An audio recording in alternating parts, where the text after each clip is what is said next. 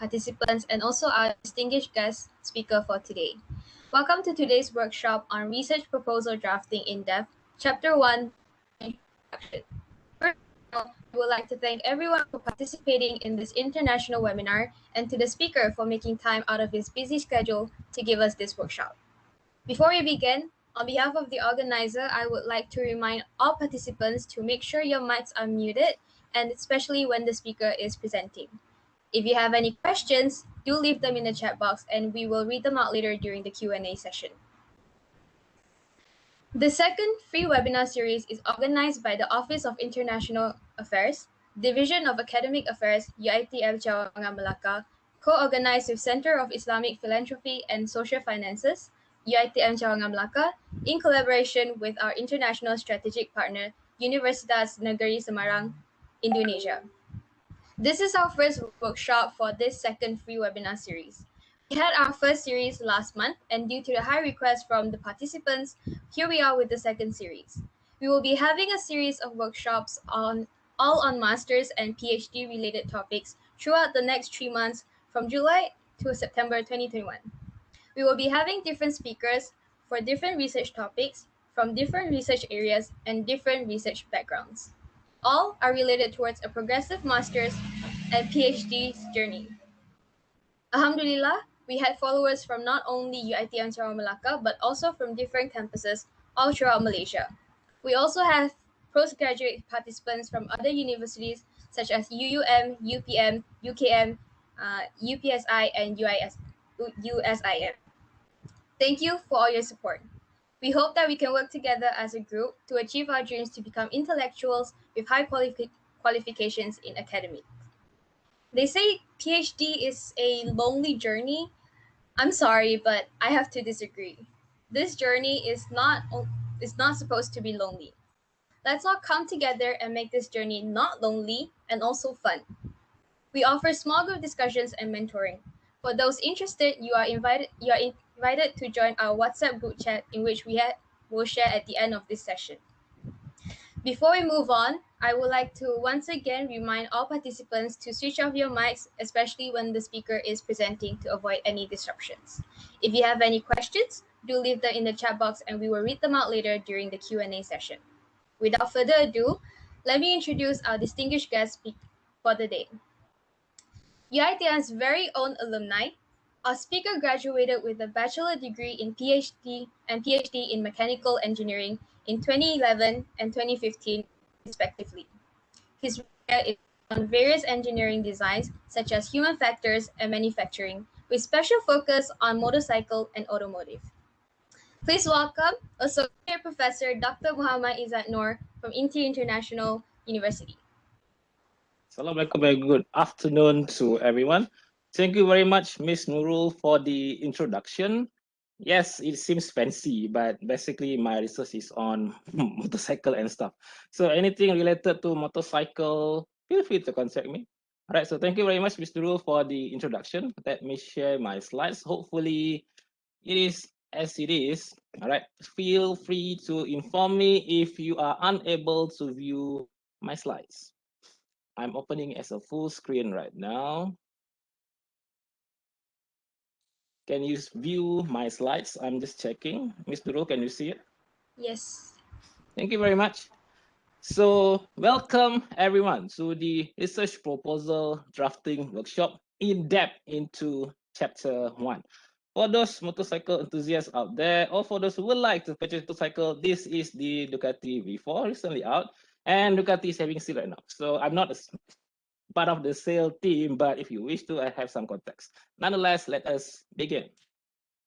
This is our workshop outline. And as you can see here, there are a few numbers of things which we need to cover prior to we going into depth towards chapter 1. All right. Today, this is our learning outcome. Let me adjust the screen for a while. All right, thank you very much. First, our learning outcome is that for the audience to have a good grasp for the fundamental and the overall content of chapter 1. Why chapter 1 is so important that we need to have it as a separate session You will see that later, but in a glance, okay, in a glance, chapter 1 will be the key for us, all of us, regardless if it is a proposal for defense or it is for thesis. Chapter 1 is the first impression, whether we like it or not.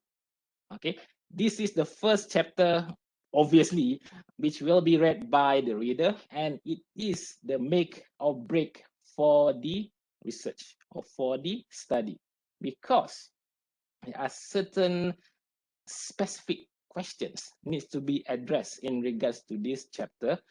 And most importantly, as noted, it is the structure. Everything will be interconnected with chapter 1. From my own experience, if the chapter 1 alone is fully prepared, we can tell the rest of the remaining pages. Okay. So secondly, as I was told by the organizer, they are new students, as well as much more senior students, and also participants who are planning to pursue their master's or PhD or generally postgraduate study.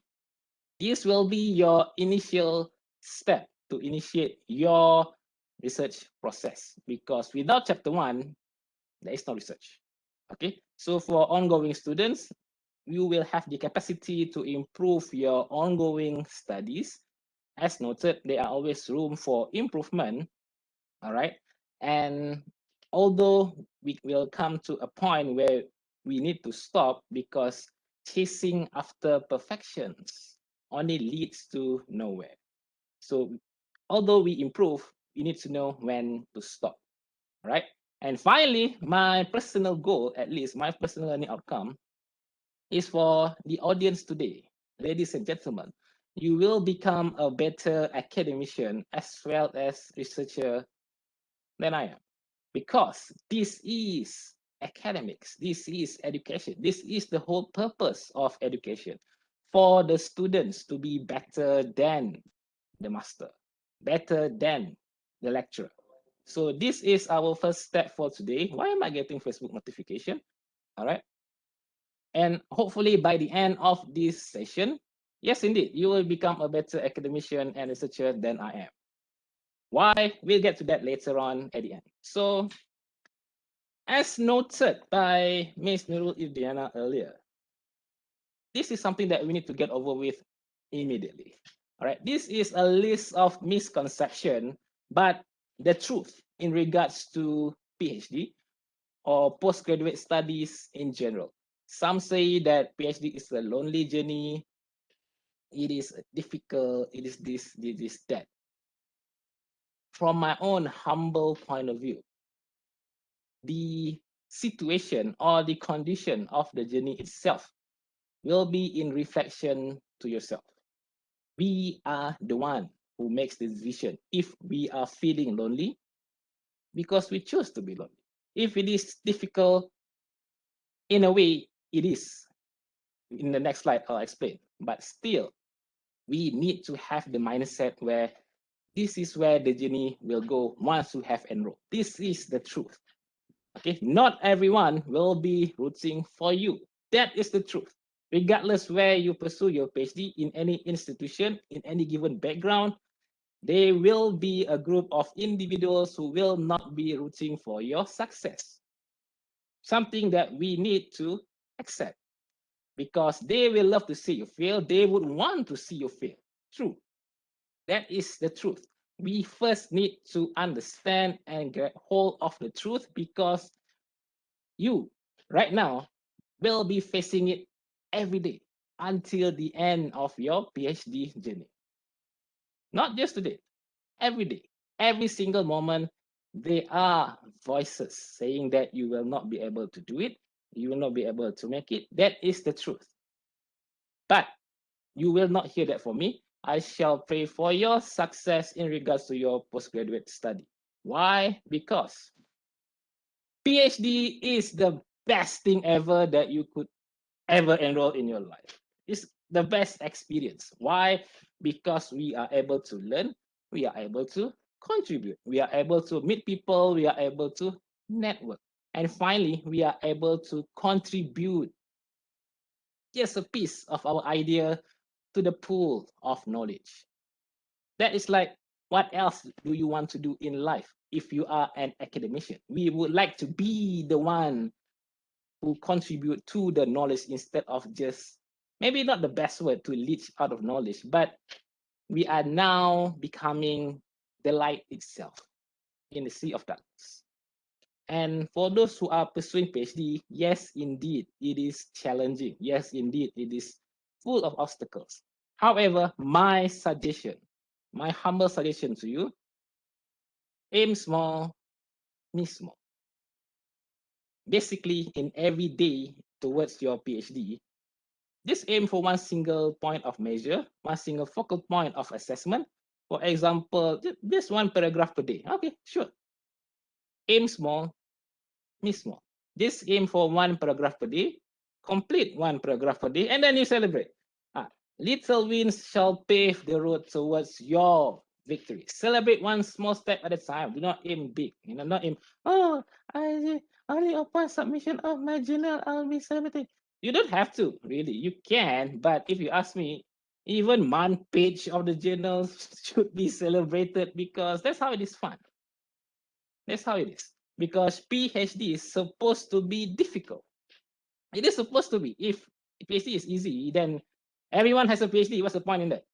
It is supposed to be difficult. It is supposed to be challenging because that is how it is fun.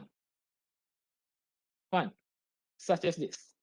We had so much fun during my PhD, and that's my picture during my graduation. Since I did on motorcycle, yeah, I wore my helmet during my graduation, and we went for window shopping to several motorcycle distributors. We went to Ducati, we went to BMW, and on the top left, that is my matriculation transcript. If you see it clearly, it's quite small, but the thing is that transcript indicates that I failed my college. Most of you guys here are all-star students. That's why I'm not worried about you guys pursuing your PhD. Definitely, you will reach to the end. Eventually, you will reach your destination. Because if I can do it, if if a guy who failed his college, matriculation college, who literally slept in the final, yeah, that's the story for another day, can attain his PhD through conversion from master to PhD, definitely you are able to do better than I did. Definitely. I have the faith in you, but most importantly, you need to have faith on yourself. What is your reason? Why do you pursue your PhD? Find your reason. Hold on to it. That is the last thing, that is your lifeline throughout the journey. Find your reason. Regardless what's your reason, we don't have to be judgmental. We don't have to, pick point or whatever in regards to one intention. Some might say, oh, I want to become better. I want to improve myself. Some might say, oh, I want to attain a better position. Sure, why not? Hold on to your own. Don't bother about anyone else's reason to pursue PhD. Hold on to your own personal reason to pursue your PhD.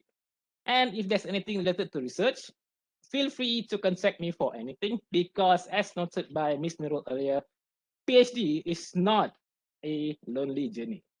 Voice up, seek help if there's anything. Do not feel trouble. Do not feel ashamed in regards to whatever obstacles that you are facing. It is normal. It is okay. So accept the reality, face the truth, and have fun. It's supposed to be fun. All right? Because we are improving ourselves. That's fun. All right? So that is the end of the prologue. Now for general audience, sub my question. What is the difference between master and PhD? Okay. If you ask me, since I converted from master PhD, I prefer PhD over master. Why? Because PhD is much more narrow. One thing, and there is a novelty. The novelty for PhD is compulsory. Must be something new. The originality of the idea. For master is okay. No issue on the master. I'm not degrading master. Of course not. Master is something else. Actually, master is much more challenging because not only we have to continue from someone else's work, we need to know about his work as well. In addition, there are a lot more parameters to be investigated or to be assessed for master in comparison to PhD. Because PhD is just one thing and one thing only. So if you just love to do just one thing and one thing only, PhD is the way to go. But master, the need for originality and novelty is less significant in comparison to PhD. That is the major difference. The novelty significance. Master, we just continue from someone else study, but for PhD, we need to contribute on top of that as well. All right. So basic thesis writing. This is important because I've seen a whole lot of theses where, even paper for that matter, the basic paragraph writing. This is something which I've learned during my undergraduates. Okay. Each paragraph serves a purpose. Okay? We don't just write whatever. You can write whatever, but then it needs to be edited because each single paragraph that we present in our thesis, in our research proposal, in our defense later on, is there for a reason. All right. Remember, from the point of view of an examiner, whatever it is that you are presenting, whatever it is you are included in your report, in your thesis, in your proposal, can be used against you. I repeat that. Whatever you've written in your report or in your thesis or in your slides later on during your viva can be used against you. Therefore, think before you include it. Make sure it is accurate. Make sure it is properly presented. Each paragraph has a purpose, supporting evidences, as well as a conclusion. This is an example of an academically proper paragraph. It is a short one, true indeed. So some might question, what if it's a long paragraph? It's the same. Usually the supporting evidence will be a whole lot more. Here are just two examples. Okay. The concept is the same. The way it is being presented is similar all the time. There is one singular point and then a list of supporting evidences or justification for that one single point. So that justification can go on for a few paragraphs, a few pages, no problem. But then we need to have it close. A whole lot of my students, they don't close their paragraph. Why is it hanging? Something like that. The purpose is there. The evidence are there. But there's no closure. We need to close each paragraph, each point of the section. Okay, regardless any point of the thesis or the report whatsoever. If a point is made, if a statement is being highlighted, it needs to be closed. Every opening, there's a closure. Remember, in filmmaking, just in case you are filmmaking aficionados at FIL, there are three parts of a film. Or, yeah, first act, second act, third act. But most importantly, there is a setup. Okay, there is a setup. There is a story, and there's a setup. And then there is the payback. Maybe not the right term I'm using. Yeah, there's a setup, and there's the payback. Means that there is an ending to it. There's an anticipation, and then there's the delivery of the point. So everything has to be delivered. Everything has to be closed. Else, the paragraph seems to be hanging. We need to be extra cautious on this. Secondly, is in regards to abstract. Okay, maybe not at the postgraduate level, but it's good to refresh what is an abstract, because sometimes even during my undergraduate and then my postgraduate, I'd say that my abstract was not that strong. That was one of the comment by the panel. Is that your abstract is not that strong? So they provided some significant feedback. So remember, for each abstract, these are the things which are warranted. Without this item, without this generic content of an abstract, our abstract will not be complete, will not be academically proper to be presented. it has to include all these 8 items. Sometimes they skip item number 8. It's okay, as long as we conclude.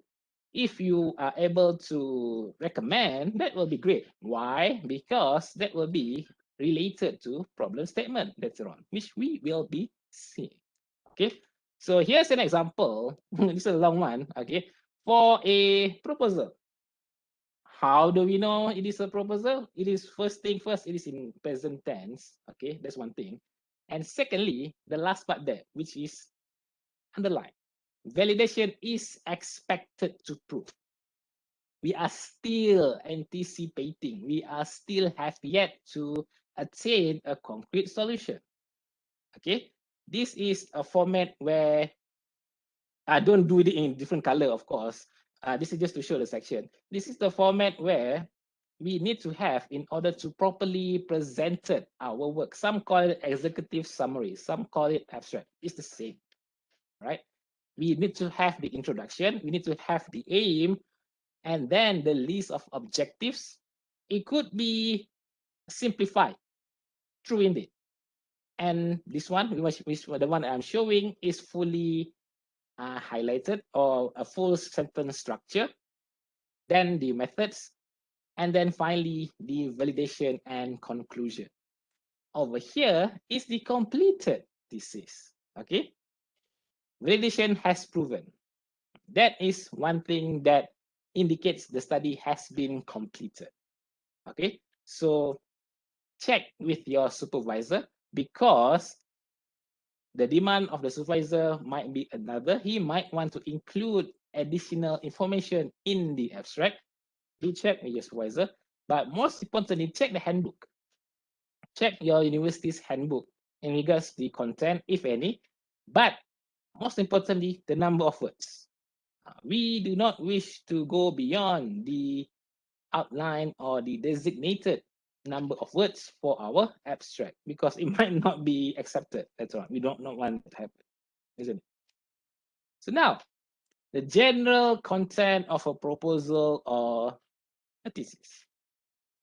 Now, here are 6 motorcycles. Any motorcycle enthusiasts out there in the audience? Anyone could recognize these motorcycles? Anyone? Miss Nurul, can you recognize any of these? No, I'm not an enthusiast. Well, now it's time for you to learn. Okay, so these are 6 motorcycles with different specification from different manufacturer. Okay, the engine design is different. Even the cases is different. The performance, of course. But for those who have yet to recognize, this is the model. The first on the left is my favorite, of course. Almost purchased that one, but I didn't purchase that one.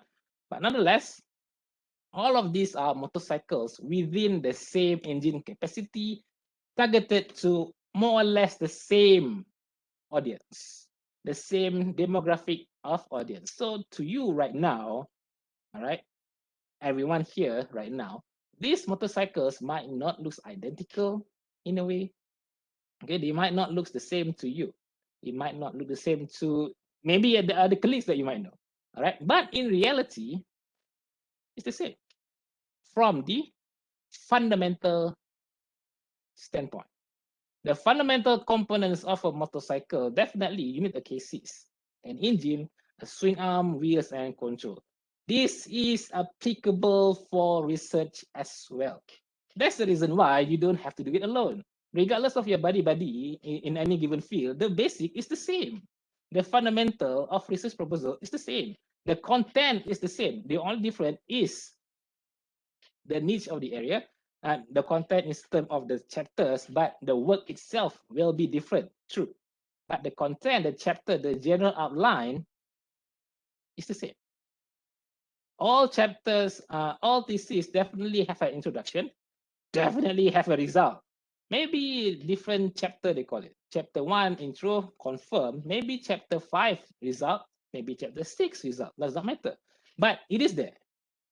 All right. The arrangement might be different. Of course, the content of work will be different, but the list of chapters will be the same. All right. So the thesis, the proposal, This is your roadmap towards the finish line. All right. Usually on the questions: what, why, when, where, and how. Basic. All right. So be with someone else as well. Have a crew, have a team, have a groupie, something like that.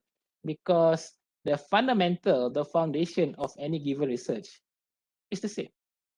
Your individual content will be different, but the rest, the foundation, how it is being presented, how it is being aligned or outlined to the examiners will be the same. Okay, here it is, 7 chapters by default. It might not be the same for you, it might not be the same for your friend as well. Okay, the arrangement may be slightly different. For example, as noted earlier, your result might be in chapter 5, your friend's result in chapter 6. Does not matter because it is tailored to your own study. But by default, these chapters are there. And today, our focus will be the introduction chapter. This is the key. This is the main research body. Without it, there's nothing because this is the foundation of everything. Why? This is why. This is the general linkage of research proposal or thesis. All right. Observe closely. Chapter 1 will set the pace, will set the structure for chapter 3 and 4 as well. Okay. If your chapter 3 is the methodology, yes, indeed. If your chapter 4 is the result, yes, it is as well. This is the reason why we focus on chapter 1 the most. Okay. The most in terms of our own work. Okay. Everything sets the pace. The problem statement 1 will be related to your first objective, and your first objective will be related to the phase 1 of your research methodology. And then that phase 1 of research methodology will be connected to the result of stage 1. So this is the reason why chapter 1 is very important. Because if chapter 1 is fully presented, you don't have to tell on the rest. Definitely it won't. However, you might query, then how about chapter 2? Chapter 2 is the source. Everything returned to chapter 2. Chapter 2, literature review. As strong as our chapter 1, as strong as our whole thesis is, it will still be dependent on our literature review. That's the reason why anyone will say, read, continuously read, okay? Because our study is only as strong as our literature review. Why? Because that is where the evidences lie. That is where the justification could be found. What justification? For example, the research gap. The research gap definitely in our chapter 2, highlighted in chapter 2. We will look into that later on in 1.2 problem statement. Okay, but chapter 1 set the pace. It will be the main focal point in order for the entire thesis to be cohesive, interconnected. And in addition to that, potential publications could also be determined based on chapter 1 alone. Okay, from our own problem statement, yeah, that's the first paper. Some question or have curious at me, how do we publish for our research? The answer is easy. Okay, we can always begin with our problem statement. A review study, a review on this, a review on that. A review on the current state of knowledge is also a paper. A review paper is standard. Okay, there's no issue, there's no shame, of course, in producing a review paper. Some might say, oh, I'm just producing a review paper, there's no result. Yeah, it's a review paper, of course there's no result, but it is the foundation of your research, because the review paper might as well be highlighting on the research gap. See, Some say that, oh, I just write a review paper. It is not a big deal. It is actually a big deal because without the research gap, there's no study. We will look into that later. Okay. So I'm not sure if my schoolmate is here. She texted me that, oh, I forget to include my research gap in my thesis. Now I submitted to verify. Well, Siti, you should have included your research gap in your thesis, but it's okay. There's always a way to clap back from that. There's a way to come back from that error. It's all right. Okay. Whatever it is being submitted for Viva or proposal defense, it's okay. All right. Minor correction could be made. It can be highlighted later on in the Viva or defense itself. So no worries. Whatever being submitted is being submitted. It's all right. Move on. Prepare for the Viva or for the defense. But I'm not sure why, CT, you did not include research gap in your teacher review. So you need to come back from that. You know, it's okay. It can be resolved. No problem. And other papers which is possible to be produced will be from result. Of course it is. Okay. This is the general linkage which was taught by my supervisor, Professor Abdul Rahman Omar. This is how it is being taught to me. This is how I'm sharing you today.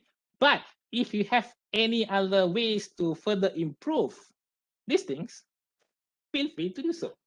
So now you have the opportunity to improve from where I began. Okay. This is the general linkage which was taught to me. But now I'm teaching you. So if you can improve it, you can make it better, please do so.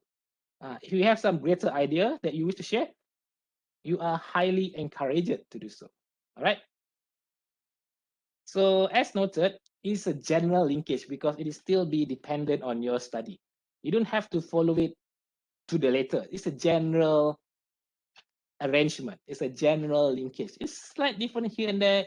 Yeah, true, because different field of study, different types of research, and the judgment call made by the student and supervisor. It is important to show the connection because if the chapters are disjointed, most likely there is some information missing. And the biggest question, if there's something missing, is the research gap successfully closed? So be extra cautious in terms of structuring your thesis. Okay, here's an example.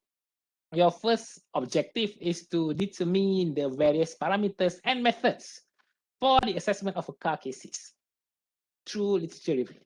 So that's your first objective. Therefore, 2.1, to review a method and at the same time determining the parameters, findings, as well as the recommendations made by the study. And finally, for chapter 3, how it is connected back to chapter 1 and 2.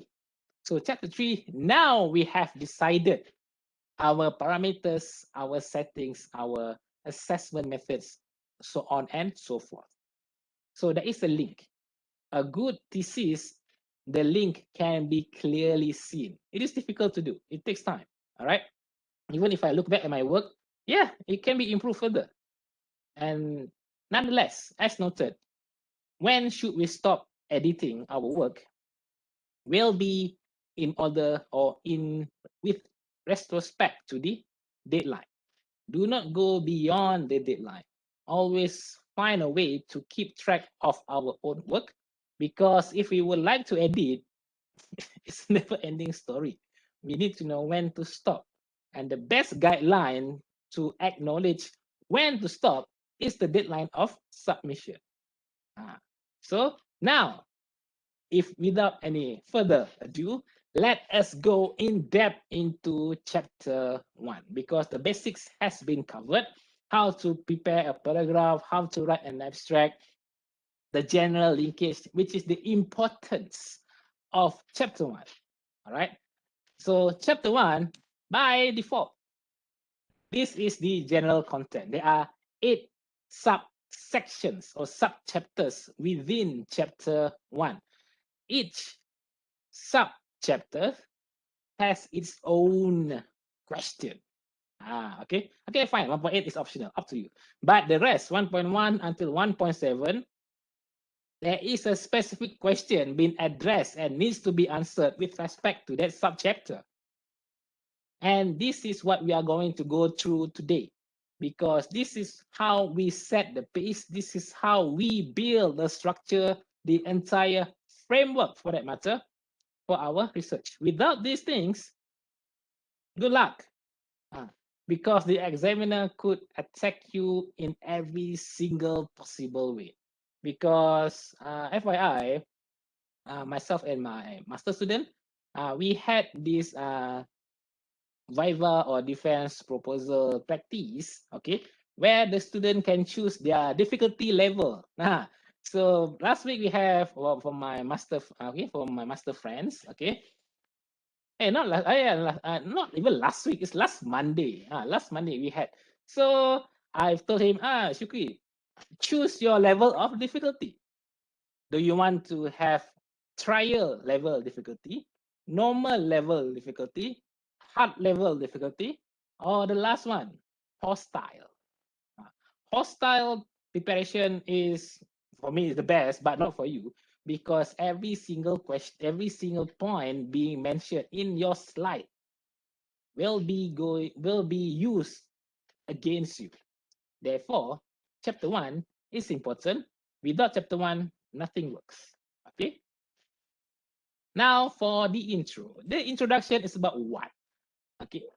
Everything in chapter 1.1, introduction or background of study, I prefer to use background of study, will be from the bird's point of view. Everything is start above. Okay. We start wide and above in the beginning. All right. I'll give you an example later on. No worries. So everything we start wide, start general, maybe in a global population, for example, not specific, and then slowly we narrow down our topic. So this is a question I gotten previously. How do we narrow down? Okay, we narrow down in a way that we would like to hold the hands of the reader. If I would like to talk about motorcycle ergonomics, I don't just immediately jump into motorcycle ergonomics. I start with general ergonomics. General, not specific into motorcycle ergonomics. If I would like to talk about motorcycle, have the statistic first. Oh, motorcycle is widely used vehicle around the world. Yeah. General, not in specific. I don't even mention the cubic displacement, is it superbike, not superbike, does not matter. We start in a general point of view as a mode of transportation. High and wide above. Then we slowly narrow down. And the point where we truly narrow down our research is in the problem statement. So have the patience, hold back a bit in the introduction. Okay, hold back yourself. Have everything in a general point of view. Why? This is the first introduction. This is what the reader would like to learn. It's a step by step. The feedback gotten from my friend, Dr. Girma, he told me, this is how we wrote paper.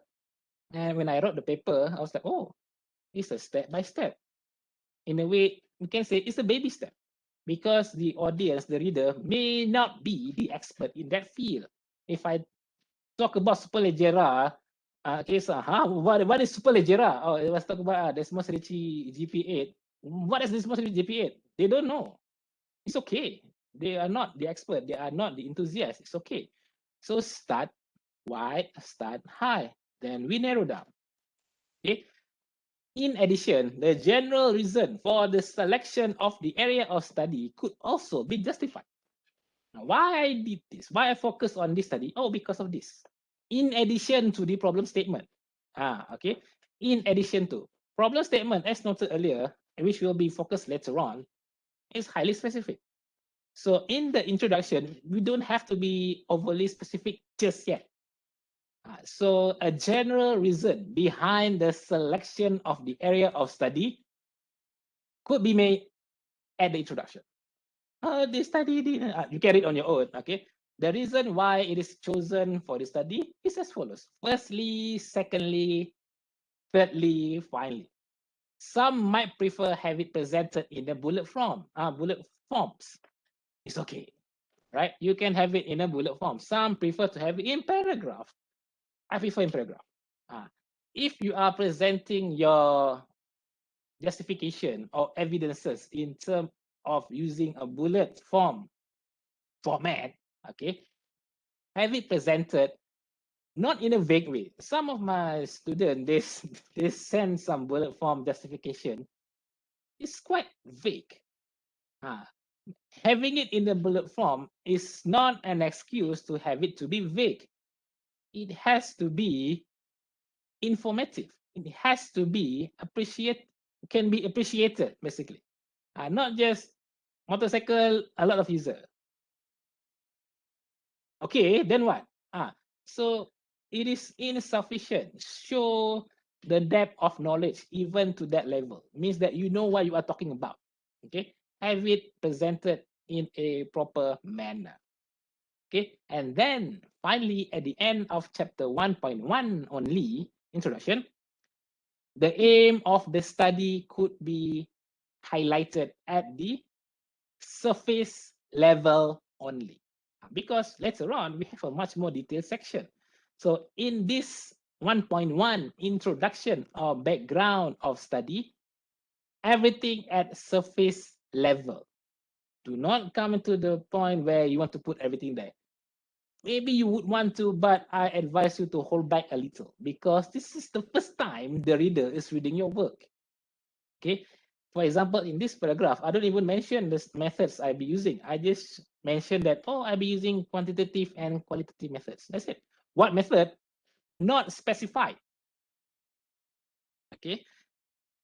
What research gaps? Maybe you can include, but the method, the objective, usually my suggestion, we don't have to point down right now. Keep it for later. Hold back a little, because this is, as noted, the first time the reader is assessing our work. Okay, so everything at surface level, everything in a general, but slowly we are highlighting the path towards narrowing it down towards the scope that we wish to do. Okay, this is an example. Okay, introduction. Motorcycle accident is high. So the problem statement later on noted that, oh, there is a link between human error and accident. Here is my aim. Here's the objective. So the flow of information is critical. Okay. So the introduction, first, we just talk about motorcycle accident is high. So that the reader knows that, oh, okay, this is about motorcycle accidents. Fine. So it could be about the accident itself. It could be about safety in general. Then we have it introduced to the focal point of research, which is, as noted here, human error and road accidents. All of this, we need to have it from literature. That's the reason why, as noted, literature is the main source of information, and our study is only as strong as our literature. So read more. That's what I always told my postgraduate students. Continuously read whatever that you have. Go look for a journal. Okay, try maybe complete 10 journal per week if possible. Okay, maybe. So continuously read the material, assess, have the latest papers. Because introduction, as noted, is general, and the general information, the one that we want for our research thesis or proposal, at best from literature, not from online sources. Some of the students share content. There's a note here coming out. I think I just close it for a while. Okay. All right. Back to the story. We need to have an updated literature. Okay. Some might question how updated is our literature. Try to have it within a 5 years period, if you ask me. If it's 10 years, still okay, but beyond 10 years, the information might be outdated. That's the issue. Unless the one that you are referring is the theory itself. For example, if you are referring for a theorem Pythagoras, definitely it doesn't came out in the year 2021. Confirm, okay? So you don't have to worry about that. So that theory came up a long time ago. So that one is okay if it is backdated, but not in today's information. For example, statistic of motorcycle being registered in Malaysia. Have it in the year 2021 if possible, not 1975, because it will not be the same, obviously, and the condition of assessment will not be accurate. So have the latest literature. Why am I stuck? All right, I was stuck. So right now I am slide number 36. Miss Nurul, are you viewing slide number 36 as well? I'm just checking in case there's a lag. Problem statement. Yes, thank you very much. Okay, we are now at problem statement. Okay, why? Problem statement is why? Why are you doing this? This is the major question, a major query by examiner, regardless what study. Why are you doing this? Miss Nurul, why are you doing this? Why are you studying this for this matter? You're doing my SCOM, isn't it? Why are you studying for your FYP? I'm studying communication by the way of social media. Let's say, okay, let's say that's your topic. Okay, why? That is the simplest question. Why is it a necessity to perform your study? 1.2 problem statement. This is the point of contingency. This is the point where you will go down if it is not properly presented. Why do you do this study? Why, Mr. Shukri, you study furniture language? Why you don't study any other language? Why you study furniture language? Why? There is a reason. I cannot tell you now because I just have it Viva a few days ago, but there's a reason why. Without the reason why, there is no need for the study. So this is where one foot is in the coffin. You can play that meme if you want. Okay, because this is the part where the end begin if your literature is not strong. This is the first step to the end if your literature study is not strong enough. Okay, because why are you doing this? Simple question. When I was just started my master and stuff, hey, why you study this? If you can answer it with justification, with evidence from the literature, good job, because that is the research gaps. So, May City, my schoolmate, this is the part where you should be preparing yourself in the Viva. Okay, the research gap itself. Okay, why are you doing this study? Without the why, there is no need. Okay, at best, find the reason why to perform your study from the literature. Okay, or latest issue, current issue, let's say. Still from literature somewhere, warranted. Okay, some question have a query. Doctor, how do we find the literature review from the question? From the literature review, how do we find it from the journal? There is a way how to determine or how to identify research gaps from the literature. So some, this is more detail on the problem statement. Some studies, they are kind enough, you can say kind enough to actually highlight in their publication in terms of research gaps. Okay, because as noted here, problem statement is a clear and standalone statement will be the foundation of the study. And where do we obtain it? From the literature. And some studies, they are kind enough to have it presented in their work. Okay, so in case you are new here and you are not very aware or pretty green to understand the concept of research gap, this is the definition of a research gap. A research gap is basically a piece of information which is have yet to be explored, or you can say missing if you want. Okay, there's no information in regards to this. That's the best. Okay, if there's no information at all regarding that piece of knowledge, that's like the bomb right there. That's like the best thing ever that you could find. Okay, missing information, that is highly critical. But a research gap can also be an area which is yet to be fully explored or just merely underexplored. Uh, Underexplored, how do we define underexplored? For instances, if you search in the Science Direct or Google Scholar whatsoever, there's no paper. That is what we can say underexplored. When I did my study, motorcycle ergonomics was truly underexplored. Therefore, there is the need to fill the research gap. Good for me, okay, and good for my buddies as well.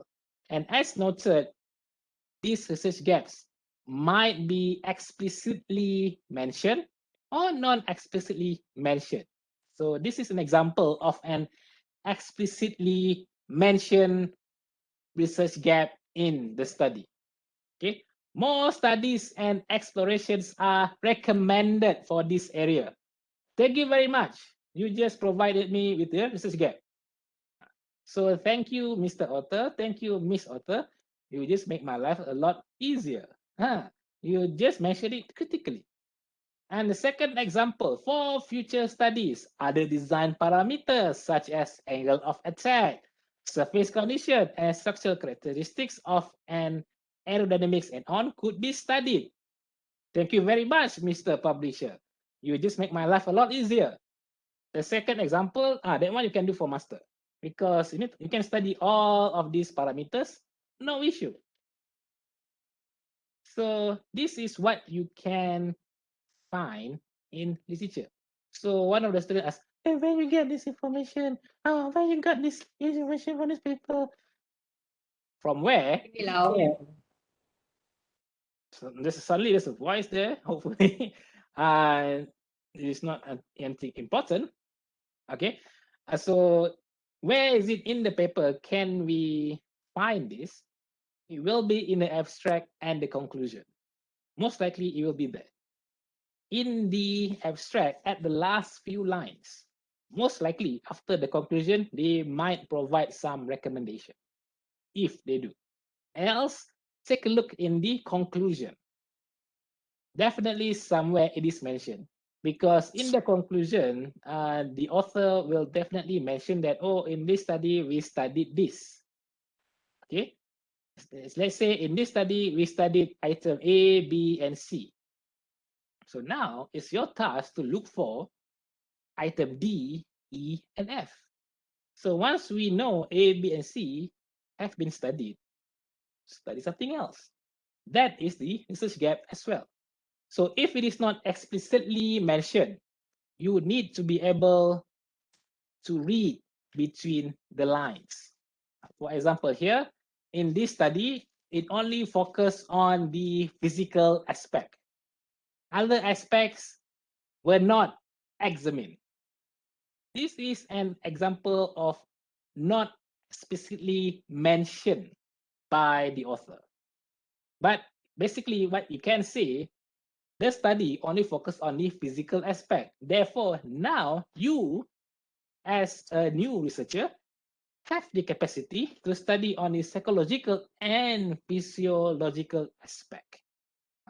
Be able to read between the lines. All right, be extra cautious. Read it carefully. If you don't understand it once, read it again until you get it. Definitely be able to have the resourcefulness to utilize every single literature to the maximum. It takes time to get used to it, but it's okay. On your early days, okay, you might not feel comfortable, you might not be able to see it. It is okay. It takes time. Okay. One of my students hand over to me, oh, doctor, I found this paper. Could you please look into it? I couldn't find anything just yet because she's new. The student is new. It's understandable. Okay. Upon examining the paper, there's a lot of information that could be utilized because I know how to use it. Over time, yes, you will definitely be able to do it as well. But have practice, read more, and know where to look for information. Start with the abstract, and then you may proceed to the conclusion. You might not want to read the entire paper because This is someone else's work. Of course, you don't understand it. It takes time to understand it. Okay, so just read the abstract, read the conclusion. If it is okay, keep it. If it is not, find a new one. But try to be resourceful in terms of you can fully utilize every single literature that you came across. All right. Here is an example of a problem statement for a completed thesis. Okay. The first two lines will be the statement, and then you may or may not include some additional description or elaboration. But my supervisor, my professor advised me include a little bit of description so that the reader understand better. Okay, so if you assist your reader, most likely you will be assisting yourself, especially during the viva. If the examiner able to understand what you are trying to say, what you are trying to deliver, yeah, you are making yourself a favor. All right.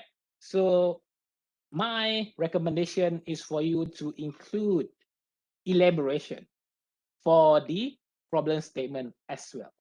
Okay, have supporting details, have this and that, have the statement clear, and then have it elaborated. Next, now we are at the aim of study. Any questions so far? Miss Nurul, please check the chat box if there are any questions. So far, not yet. All right, thank you very much. Now we are at the aim of study. Some might query, what is the difference between aim of study and objectives? Okay, that's a good question. Because sometimes you can just have only the objectives instead of the aim being explicitly noted in the research proposal or thesis. So what is the aim? The aim is the one goal for the topic. Okay, one goal, one item. Okay, for PhD students, your study, our study, will be highly focused and critically in depth. Okay, that one goal has to be specific. Okay, for let's say there are 5 driving factors for human error. Basically, why human error happen. Okay, there might be 5 reasons. Okay, for PhD, we only have to focus on one of these factors. All right, I repeat that. For PhD, which is the best part about PhD, we are only doing one thing at one time. Have it focused and critically in depth. Okay, one goal, one focus, one road, one aim. Okay, so if there are 5 driving factors, not driving, the reason why things happen. Some of my question, one of my students say 5 driving factors of human error. He wrote something about driving a car, not that one. Okay, Mr. Omar, it's a different thing. Okay, but it's okay. He misunderstood the question and then he understand it later. And he even scored a paper in the end. So the point is driving factors here are the reason why things happen. So there are 5 reasons why human error happen. So for PhD, we only focus on one part, one driving factor only. However, as a PhD candidate, as a PhD researcher, the remaining 4 factors must be at your fingertips as well. Okay, why? Because this was the scope of my study. So the aim of the study will be closely related to the scope of study. What do you want to achieve will be in reflection to the scope of study. My scope of study was with respect to the riding posture only. Okay, so there are things related to riding posture. However, during the viva, the examiner curious about something which was beyond my scope. Within the limitation of the study, but beyond my scope. Yes, it can happen. And yes, the examiners are allowed to do that. Even my supervisor said, why are they asking you that? Yeah, because they could. It is to double check on the depth of knowledge, to check on our literature review competency. How in-depth is our knowledge could be checked this way. Okay, so my scope was on writing posture, nothing at all about vibration, but I was questioned about vibration. So I need to know about vibration in relation to motorcycling. And yeah, of course, I was able to answer it, but I need to read it anyway. That's my point. Although it is not part of your scope, but as a PhD researcher, especially for master, might not be that significant. But as a PhD researcher, we need to know on the outskirts as well. That's the reason why we cannot stop reading. We need to know almost as much as we could, but at the same time, truly in depth on our own personal scope. Okay, so this is an example of the aim of a study for a proposal. The aim of the study is this, and that, and then the novelty. And the aim of the study is you can have it included as noted earlier in the introduction, or you can repeat it again. It's okay. Okay. If you do not wish to have it as a separate sub-point or sub-chapter, you can just have it included in the intro. Up to you, because as noted, everything is still subjective. How do we present is still subjective because it is dependent on your study, dependent on your types of research, as well as your own personal judgment. Okay, if you have it as a separate bullet, sure, why not? A separate subchapter, sure, why not? Okay, this is an example. Here is for a completed thesis. Once you completed everything, you can have it written in full. How it is determined, okay, what's the aim, okay, what's the output, and then how it is being determined, how it is being validated, and then the novelty. For PhD, yeah, have it, you can have it addressed or emphasized a number of times, because that is your lifesaver right there. Without novelty, there's no PhD. So it is understandable if you presented your novelty a couple of times or more than that, because this is your own personal lifeline right there. All right, so it is okay to have it highlighted several times. Okay, any questions so far? We are at the 1 hour mark. Any question from the chat box, Ms. Nurul? Not All right. for now. Thank you very much. Feel free to address any queries if you have any question. Okay. Now we are at the objectives. Okay. So what's the difference between aim and objectives? As noted earlier, aim is the one goal for the study. It could be general, it could be specific, but it's just one goal. So what is objective? Objective is the step-by-step approach or the step-by-step completion in order to finally reach the aim. So basically, in order to reach the aim, we need to complete the objectives first. Okay. So basically, if I wanted to go to Nilai, I have to reach the Gale first, and then I have to reach KLIA first, Cyberjaya, and then finally I'm in Nilai. Something like that. Oh, Salak Tinggi in between there. Something like that. So that is our objectives.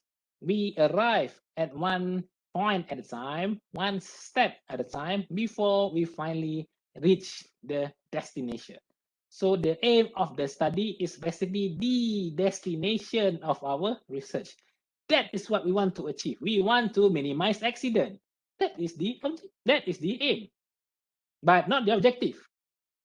The objective is how can we minimize accidents? Step 1, step 2, step 3, and then we can say that, oh, I finally be able to minimize the occurrence of accident. Something like that. Okay, so the aim is the destination. The objectives, we can say it is the pit stops, the R&R, something like that. Oh, I still remember my trip to Perlis a few years ago. Not lately, of course, it's illegal, but a few years ago. We stopped a couple of times and Sungai Perak and then in Kedah, and then we finally reached Perlis. But we stopped at Changlun that night. So Perlis is one of my favorite places to be. We went there a few times for research collaboration with Unimap. So if there are any Unimap staff or students here, hi, okay. Unimap is like one of our buddy university. Okay, we always went there a few times a year usually, but unfortunately we are unable to do so now. FYI, Perlis is a good place to go because we can go to Langkawi easy, and at the same time, everything is cheap there. And we had some interesting trips throughout our journey to Perlis where we have fun a lot. So Perlis is a good place to be. Okay. So as noted, aim is the destination. Okay. Objectives are the pit stops. Are the point where we stop and I don't know, calculate, or we stop and to recalibrate our situation. Okay, once we completed the objectives or objective one by one, we are one step closer to the destination. Normally, there are 3 objectives for PhD. Quite rare, I've seen more. Okay? The most maybe 4. Beyond 4, yes, you can, but if you feel that you have the capacity to complete it within the timeline, within the 3 years program, sure. But if you think that you only be able to complete it within 10 years, up to you. But usually it will be just 3 objectives in general. More than that, it could be too much. Okay, that is an actual question I've heard during a proposal defense. Okay, yeah, it is. Why am I moving away? Hey, Shukri, stop sending me Instagram text posts. Why am I here? I'm not viewing my presentation. All right. Shukri, send me that later. Don't send me now. Okay, because suddenly I pointed out the link. Now I'm in Instagram. Okay, so now objective 550. All right. The objective is the pit stop. It will be the R&R as noted. Okay, but have it 3. 3 is nice. Okay, have it 3, and yes, it can be a standalone objective. Okay, some objective, okay, means that in order to initiate objective number 2, we first need to complete objective number 1. Yes, you can do that. Okay. Also, if we have it as a standalone, 1 is 1, 2 and 2, and finally 3 is the combination of 1 and 2. Yes, you can do that as well. There is no one specific notion of how objective is being presented. As long as you can reach your aim, from my point of view, at the very least, it's okay.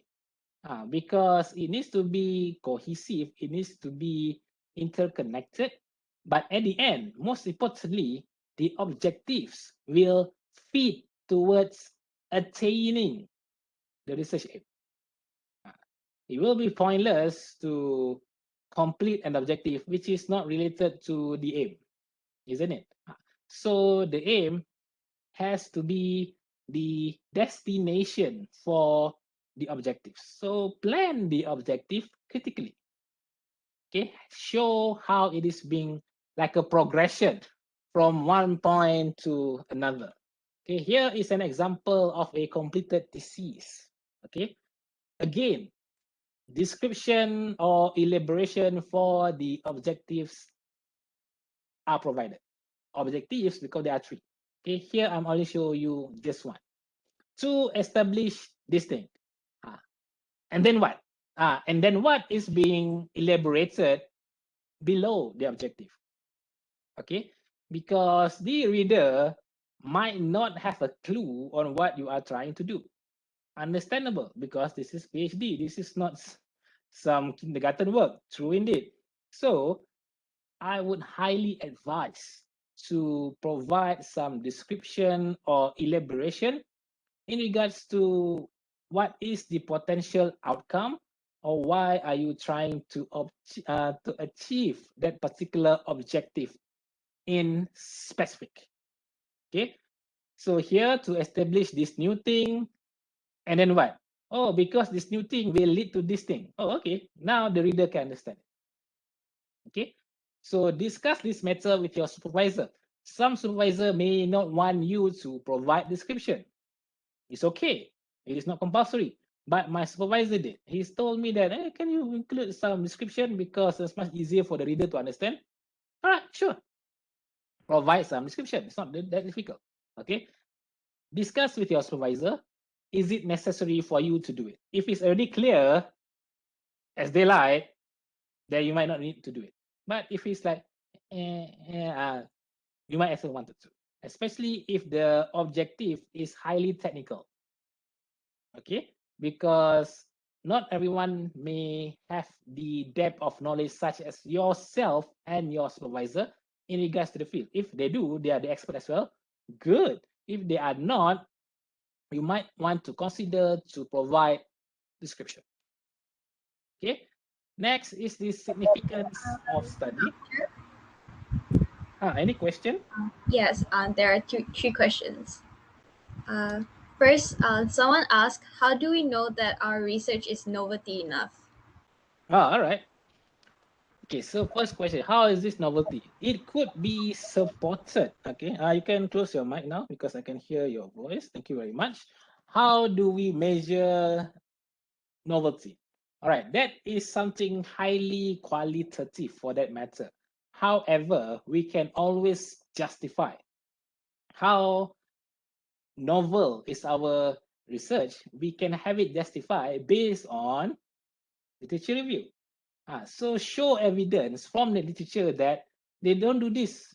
I'm doing this, but as you can see here, from this year until this year, in this field, with that field, nobody is studying what I'm doing. So the novelty is there. So do not mix up novelty and significance. That's another story. Okay, we start with the novelty first. Okay, the novelty means that, as noted, the area or the information is not there. Information not there. Secondly, the area is less explored, okay, or truly unexplored.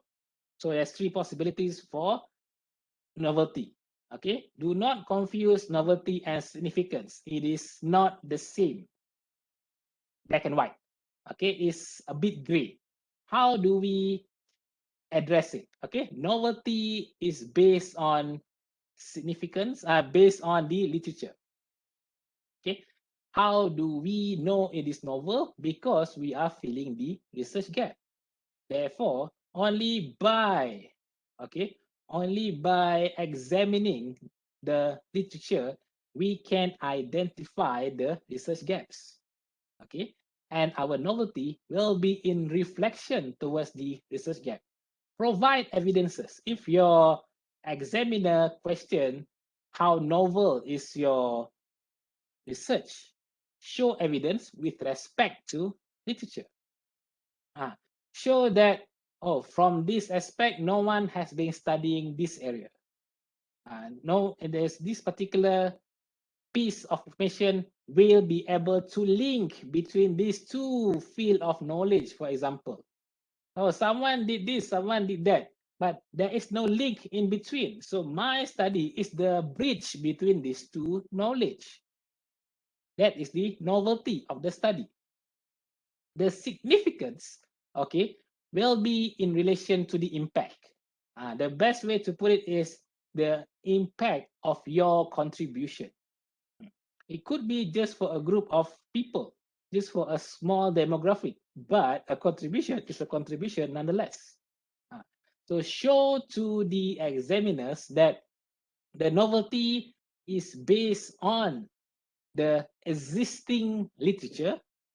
The significance will be onto the ongoing study and future literature. Means that to whom did you contribute, which is this slide altogether. So thank you very much for the question. Your question actually moved the discussion. Okay, novelty is very close to significance. Okay, however, how strong is your novelty will be with respect to the literature itself. Okay, hopefully that answered the question. So novelty, you need to return back to the chapter 2, literature review. That's the reason why, as noted earlier, our study is only as strong as our literature review.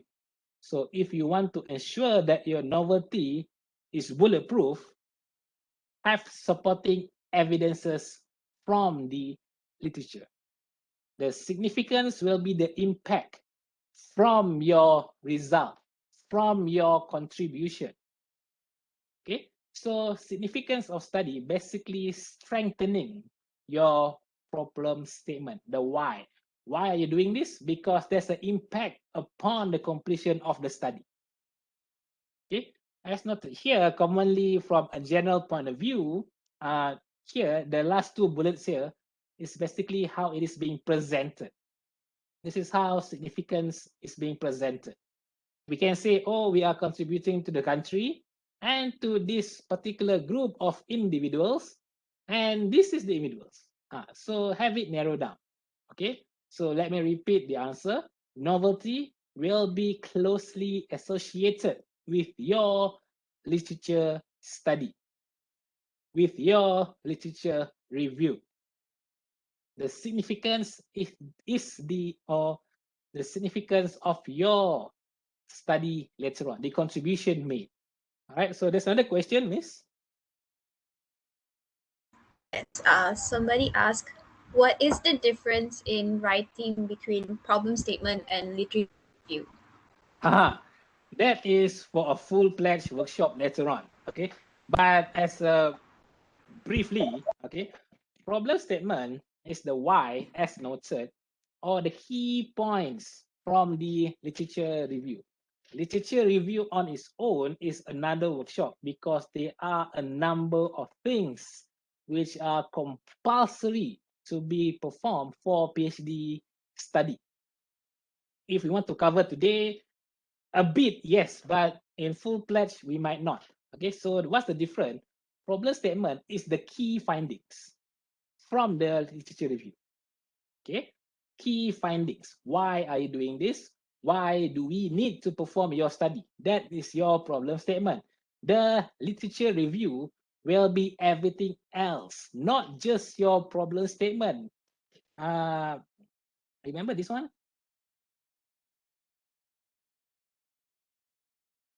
See? Everything goes back to chapter 2, literature review. Okay, so literature review is not just the problem statement. The problem statement is part of the literature review. So remember this diagram. Literature review is everything on the study. The later chapters or the other chapters are the specific parts. Your problem statement is part of the literature review. Literature review is the bigger picture. If you are imagining it as a motorcycle, as your literature review, your problem statement will be the brake calipers. One part of the literature review, or the undertail exhaust as my favorite part of the motorcycle. Okay, only a few motorcycles come up with undertail exhaust, but still literature review is everything. Problem statement is part of it. Okay, the major part of the literature review with respect to why. Why are you doing this study? All right. So hopefully that answer your question. There's one more question, Miss. You can, if it's not clear, you can always address it to me. Um, Mr. Taufik asks, how can we judge if our PhD proposal can be completed within 3 to 4 years, since nobody will ever be as knowledgeable as we are in such a specific area of studies? All right, thank you very much. So that's it. That is where this thing. Thank you very much for your question, Mr. Taufik. Your question actually facilitated our discussion.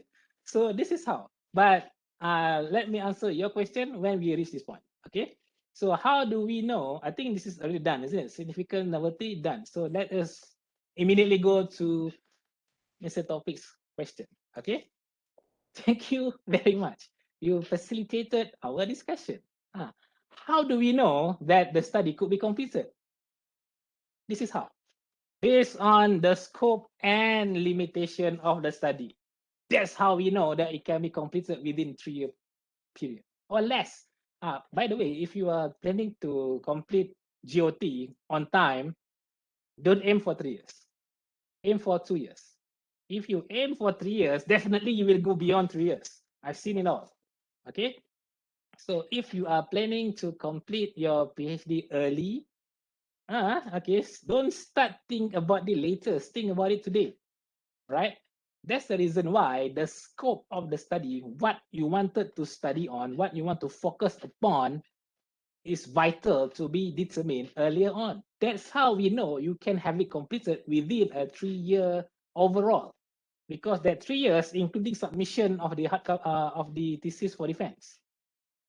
Okay, if you are unable to submit your thesis for defense within that 3 years, it is not counted for GOT. So for GOT, they will check the date where you registered, and then your submission must not be beyond 3 years. Okay, you submit to IPSIS, that's the line of 3 years.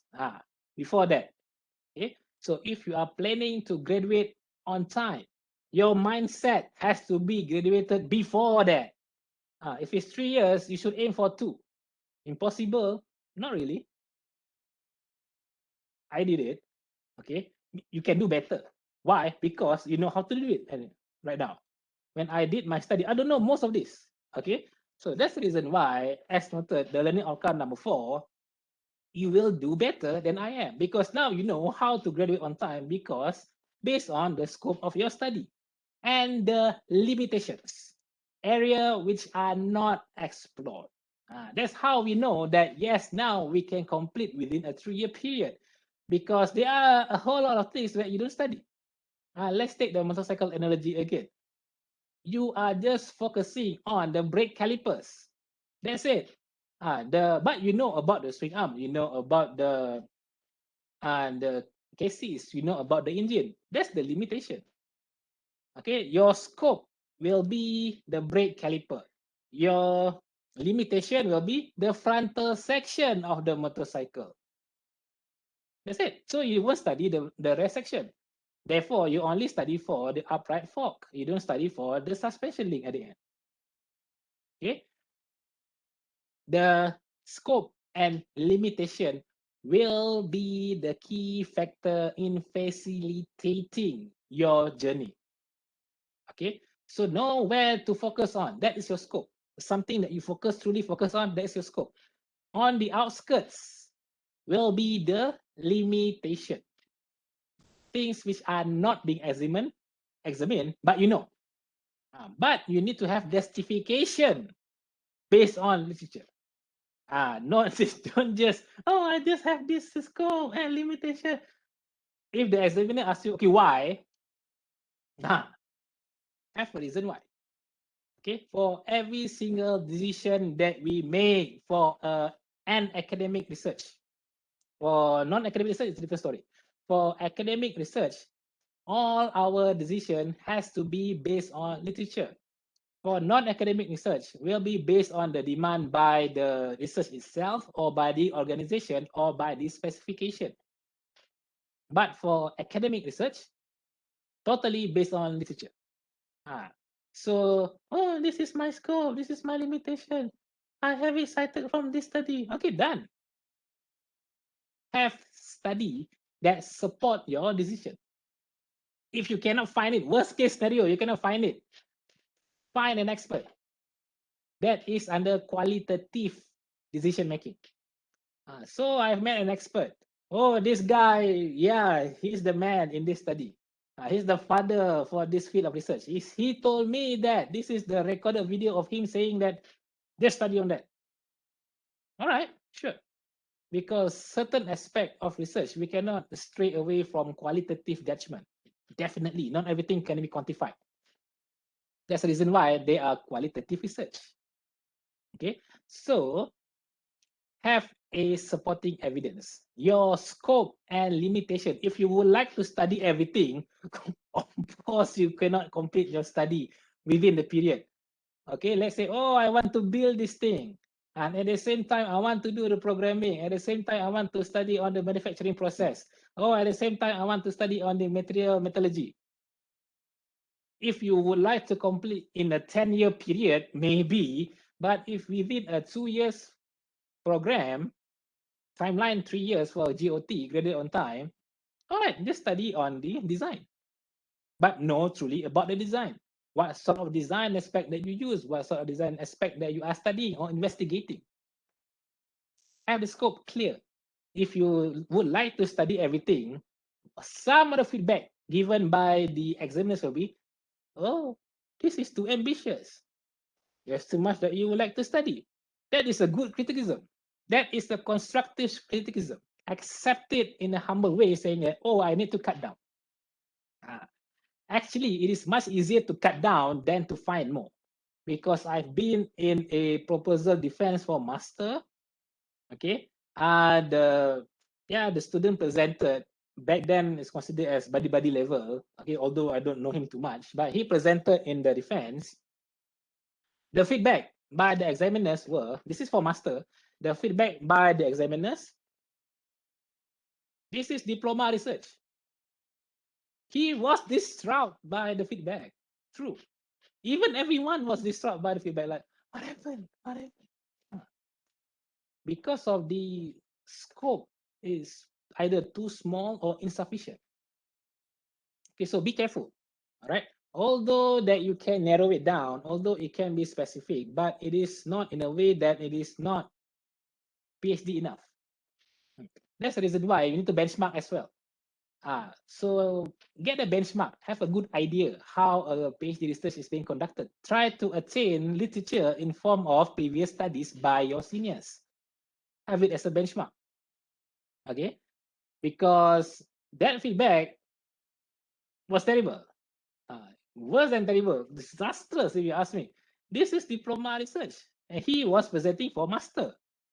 And that was after 1.5 years of work. I feel bad for him, even until today. That was back in 2011, like 10 years ago. I still feel bad until today. Okay, I'm not sure if you still remember it, but I was there and I witnessed it firsthand. So the scope and limitation will be important. That's the reason why it has to be justified. It has to be there. Okay. Else, one thing, you may not be able to complete on time. Secondly, it might not be considered as PhD enough. So have the supporting details, have the depth. PhD is the depth, not everything, but the depth. My examiner told me beforehand, way before I studied, okay, drill deep into the knowledge. That is PhD. You go deep. That's what he said. No, go everything. Go deep. Everything is here. It's like this. This is the limitation. This is the depth of study. So that's how we know it. So thank you very much for your question, Mr. Taufik. You just completed this section of the discussion. Okay. So here's an example. So this is a master project, a master study. Okay, industrial design. So furniture design language. Okay, Mr. Shukri, could you please elaborate? Oh, so I studied on chair, beds, and dining table. Oh, okay, that's for master. True. Okay, but so the limitation is furniture. The limitation is furniture. You don't study on other stuff. Okay, I think such as, I don't know, maybe window pane, something else in the washroom. I don't want to say the word now, but still you get the point. But out of the limitation, the scope is just furniture for the dining hall, let's say. All right. If it is for PhD, which is highly specific, he will be studying on chair design language only. For master, oh, furniture, bed, chair, dining table, no problem. But for PhD, just the chair. That is the scope. The limitation is furniture. You don't talk about other stuff, right? So that's one example. Here is an example of how scope and limitation is presented. Okay, I have it in paragraph again, but if you wish to have it in bullet form, check with your supervisor if he or she is okay, or if they are okay. There are multiple main and co-supervisor, of course. If they are okay, why not? Always interact with your supervisors. If you ask me, I prefer to have it in paragraph. But different examiners have different point of view as well. So it is still highly subjective. Okay, as long as it is there, it should be sufficient. All right. Next is the theoretical framework. This is just a yes, is there anything, Miss? Mr. There's a few questions here also. All right. Eco asked, can you give the tips on how to conduct three solid objectives for PhD proposal? Oh, I tried okay. many times, but my one objective sometimes do not connect with another objective. Are the dependent variables or independent variables must be the same? Oh, that's a good question. Okay, that's one of the questions that makes your heart boil, isn't it? So thank you very much for the question. Before that, 1.7 will not be covered because theoretical framework on itself is pretty in-depth. Okay, but it's basically how your study will be conducted, which is could be used to facilitate the answer to that question.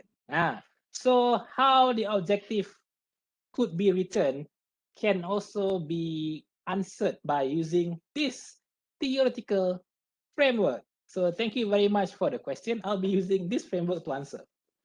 All right. So as you can see here, okay, take a look on your left. Okay, this study is on that box. Okay, and that is the whole scenario. That's the best word to describe it. The whole scenario of human factors in relation to motorcycle. So how the objective can be presented. Okay, the objective can be presented. Okay, if you ask me, as noted earlier, it will be dependent on your study. Will it involve any variables at all? It could, or it may not even have to include any variables at all as an objective. Because if, let's say, I take it as a design study, okay, for a design study, we need to identify all the items, all the components needed before we initiate the design. Okay, basically the framework. Okay, if we would like to develop something, or if we would like to establish something, what are the existing knowledge for that particular area? Okay, so for example here, I wish to create an intervention, okay, between human and motorcycle. So the objective is to first examine all the factors in relation to that. The objective, as always, will be highly subjective. However, we can have it prepared in a way that we can have first a clear aim or a clear destination. I much prefer to perform my PhD backwards. So how is backwards? Okay, that's a good question. Means I know where to stop. Have the destination to be clearly specified. Okay, before we prepare the objectives, before we even initiate the study, I much prefer to have the notion of knowing where to stop. So that is the aim. Where to stop is the aim. Therefore, some other things will not be studied. That is the scope and limitation. By knowing that, only then we can tailor-make our objectives accordingly. How? By knowing where to stop. By knowing the destination. Remember the story of the first Honda Fireblade by Tadao Baba? Okay, so let's say you don't know. Okay, the first Honda Fireblade engineered by obviously Honda back in 1991. Okay, It was the CBR 900 RR. So how Honda did their study, they have the cut-off point. They have the destination. Tadao Baba said that this motorcycle has to be 900cc. It will not exceed 180, if I'm not mistaken, 180 kilogram. So that is the destination. That is the end point. That is the cut-off point. That's it. Nothing beyond this point. Therefore, from there, we know where to stop. Hence, we know how to tailor our way towards that destination. Now, the issue with the student for PhD and stuff, they don't have a clear destination. They start from zero and then reach a point. Okay, let's say that you start your car, not now because it's PKPD, okay, in Malaysia, you don't know where to go. You just be in your car and you're driving around in circles or in endless direction. That is the common situation of PhD students. So their objective, their novelty are all here and there because there is no destination. So the question, how could we develop a good or interconnected objectives? One way to do it is to know the destination. Remember Tadao Baba. Remember Honda 900 RR. But back then it was 819 or 812, if I'm not mistaken. But they have it noted as 900. Okay. They know where to stop. It has to be 900cc. It has to be weighted less than 180 kilogram, if I'm not mistaken. Or is it 170? Around there. It will be light. It will be 900cc. Why? Because Suzuki just introduced, no, back then it was Kawasaki, introduced the GPZ 1100, big and heavy. But Honda would like to dominate the racetrack by something smaller but lighter. So they know where to stop. So by knowing your destination, by knowing your cut-off point, you can definitely be able to tailor-made your objectives by knowing where to stop. If you don't know where to stop, well, you may try to paint something which you are not sure. If you know that you would like to paint an elephant, let's say, you can start wherever you want. You can start with the feet, you can start with the hind legs, whatsoever. But you know it will be an elephant. Because the destination is clear. When the destination is clear, the objectives will be clear as well. So find my suggestion is, my recommendation to you, find the end point of your study. You know where to end it. Then you might ask, how about the other factors? Have it written in your recommendation. Easy. Remember from earlier, problem statement? All PhD study, they will not be covering everything. That is the research gap.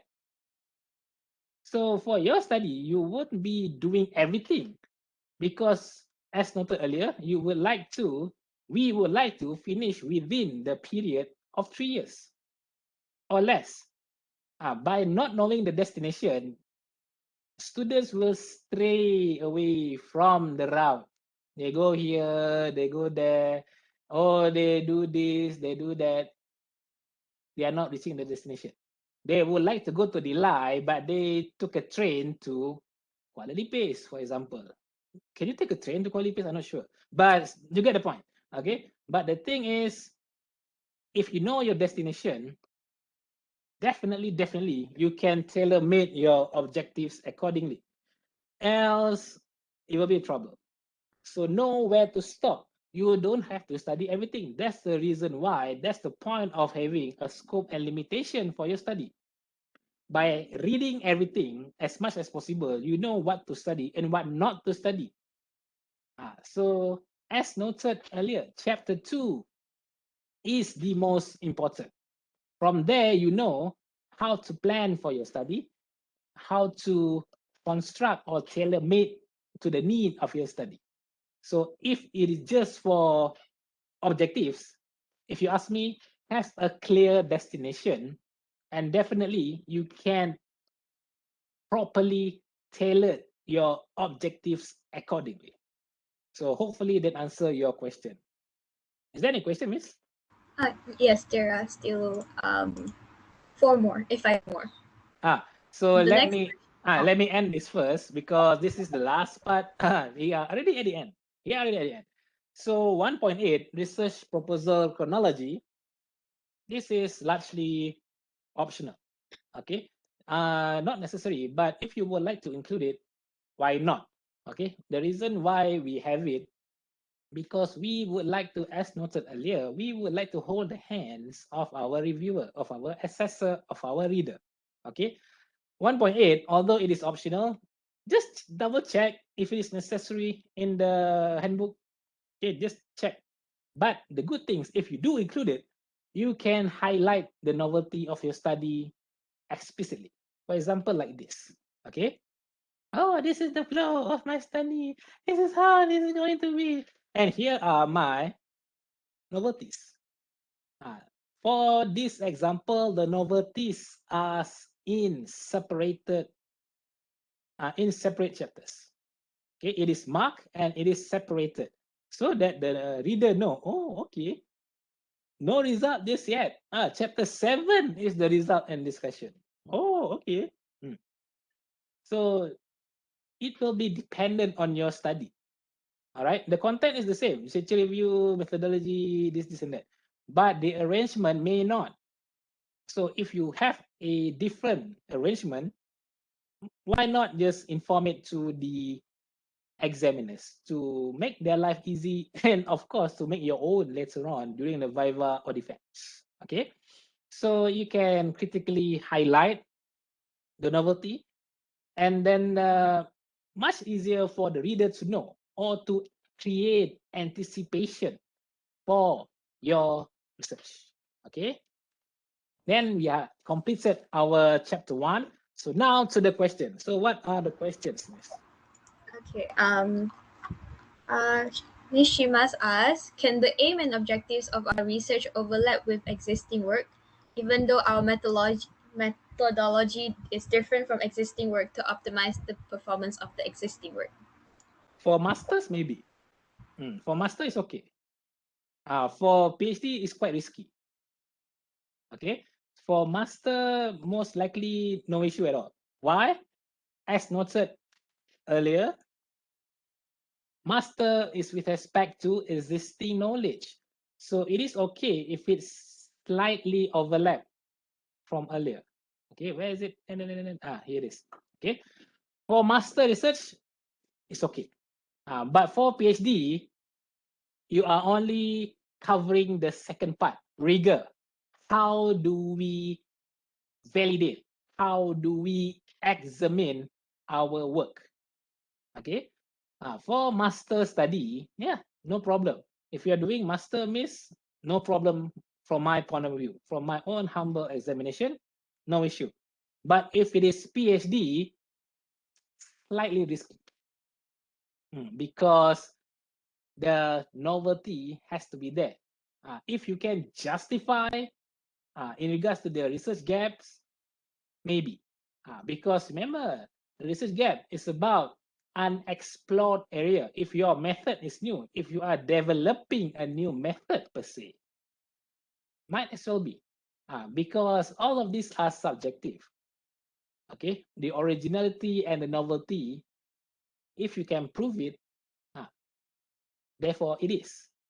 So we can only prove our novelty based on the rigorous assessment and the significance. To whom does this research will be contributing the most? Okay, so if you ask me, try to have it in a way as a standalone. Okay, if it is a PhD, but discuss the matter with your supervisor. It might be risky from my point of view, but if it is master, no problem at all. Master is much easier in that sense. Okay. But for PhD, if it is overlapping with existing, too risky. So think again, find another point of view per se, all right, or find other variables which are not being examined previously.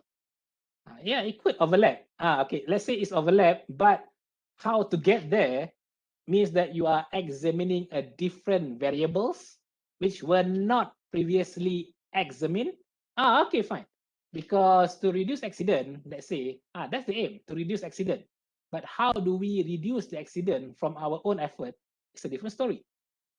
Okay, for example, here, okay, the aim of the study is to develop the mathematical model for riding posture. Okay, but someone else would like to do now from riding posture as well, but psychological aspect, which were not examined by my study. Yes, you can. Same objective, same aim, but different perspective. Okay, different route. It's okay. My study previously was on physical and physiological aspect.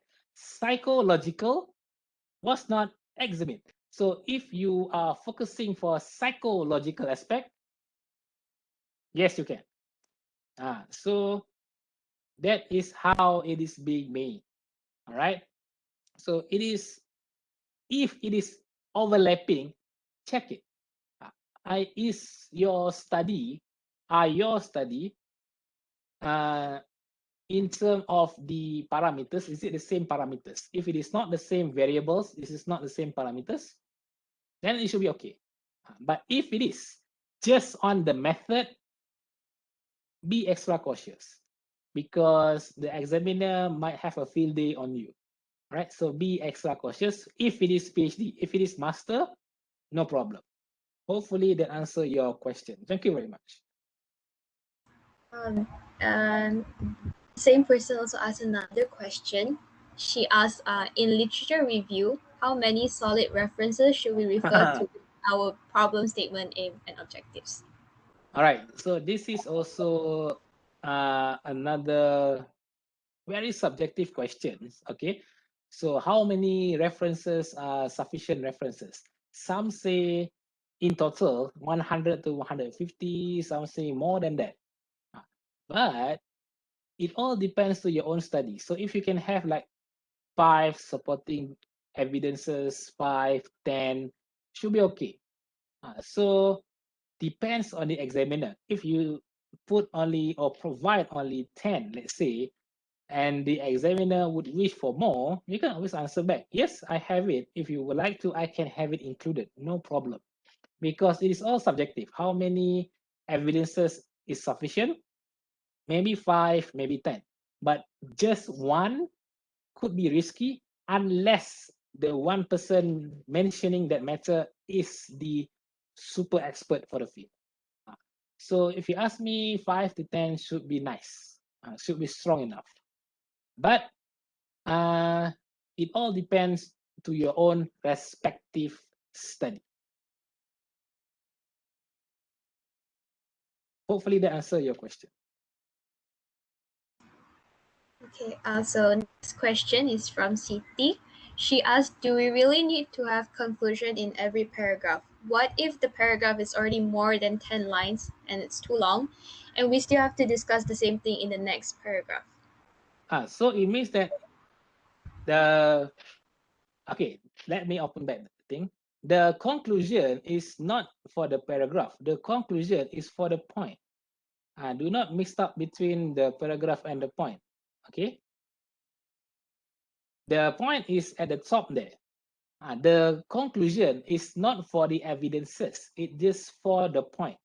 For as long as the point is being focused upon, we don't have to close it. It could run for several paragraphs. Okay, let me repeat this explanation. So the conclusion for the paragraph is not for the paragraph itself, but for the point that you would like to make. The one in the red box. That is the point. So your closure, your conclusion will be with respect to the item in the red box, not in the green box. So if you are still ongoing in regards to the item in the red box, you don't have to conclude it just yet. Okay? So you make the point, you are elaborating the point, then you wish to continue into another paragraph, it is okay. The closure is there for the point, not the paragraph. The item in green, okay, the item in the green box goes on for several paragraphs or even pages. Okay, but then once it is over, it is sufficient to support the item in the red box, then you close it. The conclusion or the closure is not for the paragraph, but the conclusion or the closure is for the item in the red box, which is the point that you wish to address. Okay, so be careful. Okay, the conclusion for the paragraph is not for the paragraph, but for the point that you wish to address. Means that you won't be talking about the point anymore after this. So you conclude it. Then you move on to the next point that you wish to address. Okay, for example, oh, this furniture, high language. So you talk about high language and then you conclude high language. You don't talk about other things. So that is how. It can run for several paragraphs or even pages, no issue. Do not worry about concluding the paragraph, but focus on concluding the point that you wish to address, the one in the red box. So worry not, this slide will be shared, okay, in full. So you can always refer to these slides later on, right? So thank you for the question. Okay, so the last two questions are on research gap. The first one is how many gaps should be identified in a PhD thesis? That's And interesting. the second one is Okay, how many research gaps? If you can find several, that's amazing. Okay, if you can find several research gaps, that's amazing. But at the end of the day, how many should you focus upon? The answer goes back to your scope and limitation.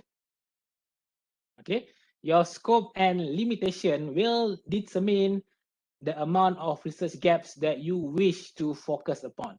If there are too many, then the destination will stray away, definitely. Okay, if you wish to study so many things, then the flow of the research might be disjointed. That's the reason why we have scope and limitation, so that we know which research gap to be addressed. If you found it, you can have it noted in the conclusion. Let's say you found 5, good for you. You can have it noted the remaining 4 in your conclusion. The first one, you have it in your own study, and then the remaining 4, you have it in the conclusion. Because if you found a lot, that's amazing. But you cannot study for all if you wish to complete within the 3-year period. If you wish to complete within a 10-year period, maybe. But if you wish to have it in 3 years or less, 1 or 2 might be feasible, depending on the depth, depending on the study. Because remember, we need to go deep. If it's too shallow, then it will defeat the purpose of your PhD. That's the reason why we have the scope and limitation. Okay, so hopefully that answers your question. And the last question is for preliminary proposal and defense of research proposal, how many references is sufficient to convince the research gap? Maybe overall, my suggestion, if it's a master or PhD, if you have provided like 50 or so, I think I provided like 50 or so. So it seems you did your homework. Less than that, maybe 30, still okay, still all right, because it depends on the field. You know, we cannot have a lot if the area is yet to be explored or not fully documented. Definitely your citation will be low. Definitely your references will be low. All right. So it depends on the field and on the area of study. Do not worry too much on the number of references. Focus on the quality of the references. Quantity is always subjective. Okay, some say this is enough, this is more. But the quality, if you can present it in a good manner, it is in depth, it is clear, the quality is there, then should be no problem. So focus on the quality of the references. For example, up-to-date papers, area from experts within the field of study. Okay, high-impact journals, all those stuff. That is a good reference. Q1 papers, that's a good reference. Okay, just one reference from Q1 is better perhaps than 5 Q5, let's say. Something like that. So I hopefully that answer your question. There is one more question that's just been asked.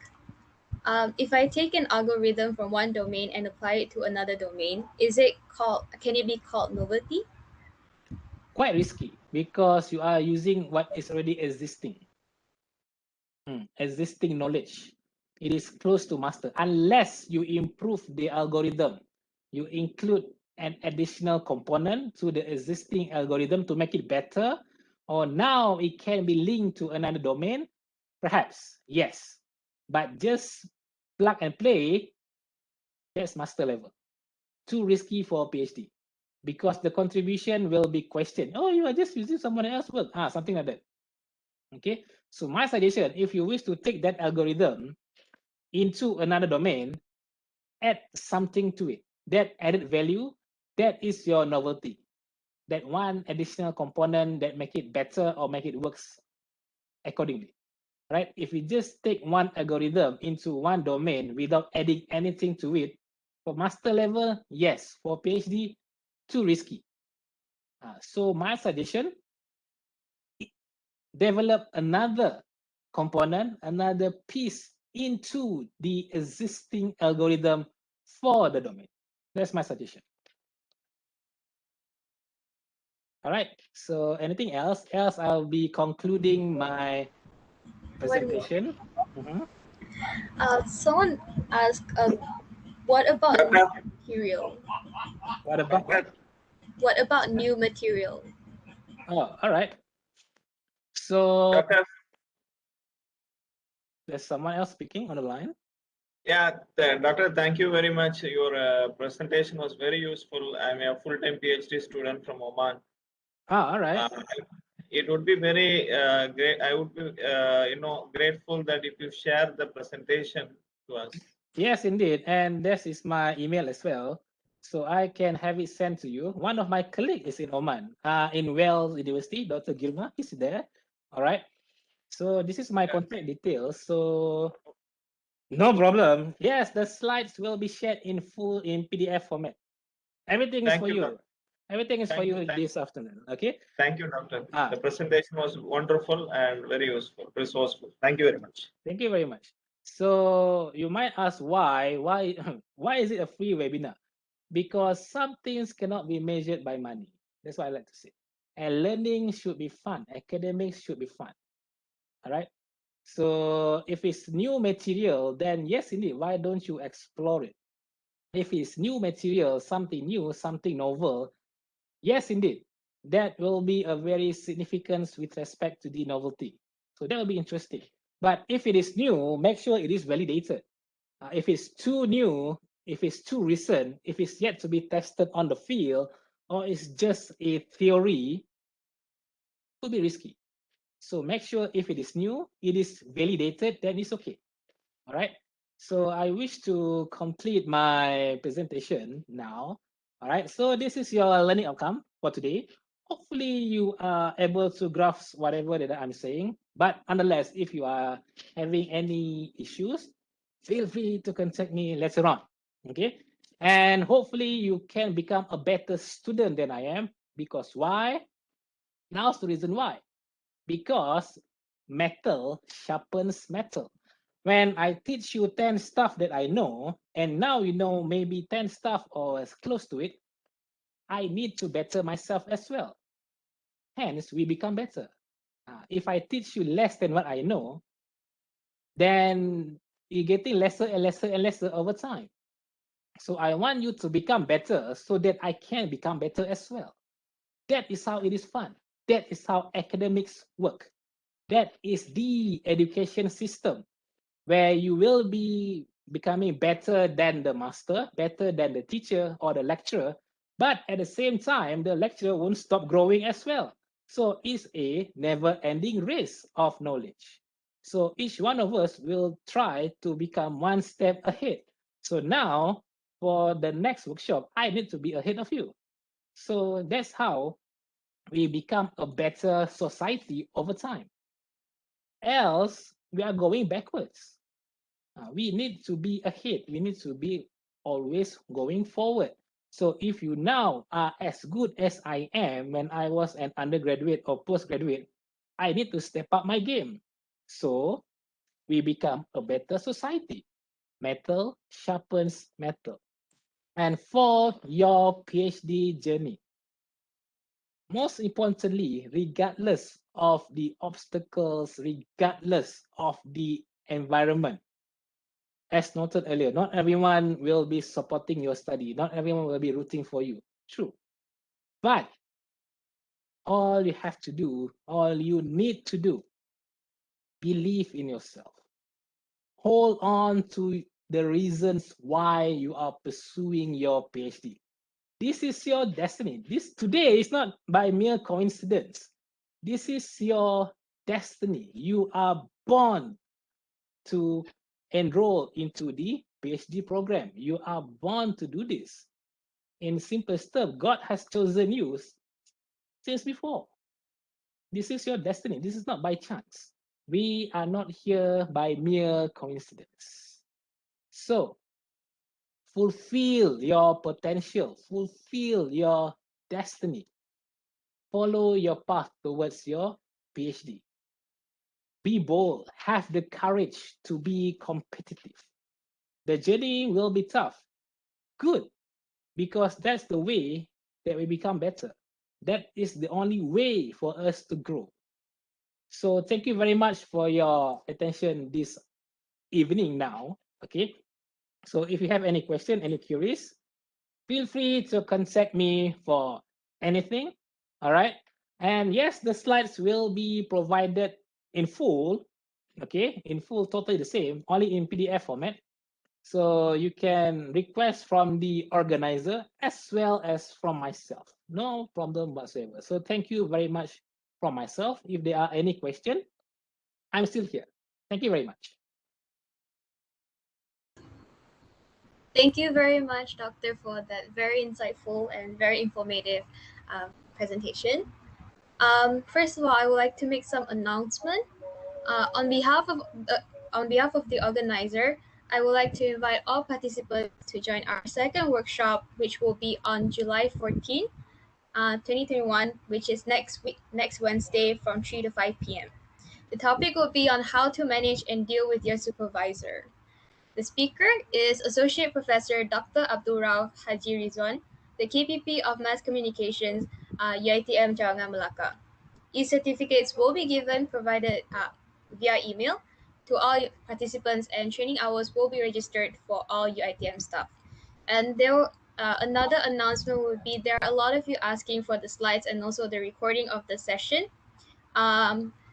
It will be given to you via email after the workshop. And as for the recording of the session, you can also watch it through rewatch this through UITM's official YouTube channel after they upload it. So that will be the announcement. Thank you, Dr. Izzat, once again for this wonderful and detailed explanation on research proposal drafting. Thank you so much for all the participants who have stayed until the end of this session. I hope this session has helped everyone to have a better understanding of today's topic. I'm afraid that's all the time that we have for today's workshop. Once again, I would like to take this opportunity to thank our speaker for being here today and sharing his knowledge with us. I would also like to thank the participants once again for being here, as this event would have not been a success without any of y'all. I hope you have learned and obtained a lot of useful information through this workshop, and I hope to see all of you again in the next workshop. Before we officially end this session, I would like to remind all the participants to fill in your particulars and informations for attendance, and also the feedback form via the link shared in the chat box. Okay. Each certificates will be provided via email, and training hours will be registered for all UITM staffs. For those of you who wants the recording and also the slides, do remember to fill in your particulars, fill in the form. Okay, that is all for today. Thank you, everyone, and have a nice day. You may leave the session now.